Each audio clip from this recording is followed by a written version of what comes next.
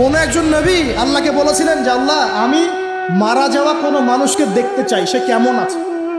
এটা শুনেন ভালো করে হাদিসটা, মারা যাওয়া কোনো মানুষকে আমি দেখতে চাই, সে কেমন আছে। আল্লাহ পাক সেই নবীর আরজি কবুল করলেন, বললেন আচ্ছা ঠিক আছে দেখাচ্ছি।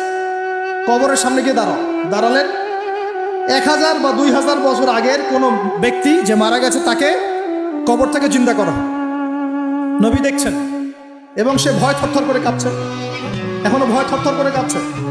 নবীজি আমাদের নবী নন, অন্য কোনো নবী, সেই নবী বলছেন যে তুমি ভয় কাঁপছো কেন, তুমি কত বছর আগে ইন্তেকাল করছো, কি তোমার হালচাল বলো আমার। সেই ব্যক্তি বলছে আমি আজকে থেকে 1000 বা 1500 বছর আগে মারা গেছি, আমি ভয় কাঁপছি। যখন আমি মারা যাচ্ছিলাম মালাকুল মউত যা আকৃতি নিয়ে আমার সামনে এসেছিল, ওই আকৃতি আমি এখনো ভুলতে পারি না, তাই দেখে আমি থরথর করে। তিনি বলছেন যে আমি 1500 বছর হয়ে গেছে আমার মউতের, কিন্তু আমার দেহ থেকে এখন পর্যন্ত রূহ কবজ করার যে কষ্ট, এই কষ্ট এখনো যায় না। আর এই সব দুর্নীতি করে আর অন্যায় করে মানুষের সম্পদ আত্মসাৎ করে অন্যের উপর অত্যাচার করে আমি ভাবছি যে আমরা কালকে আমাদের মনে পার পেয়ে যাবো।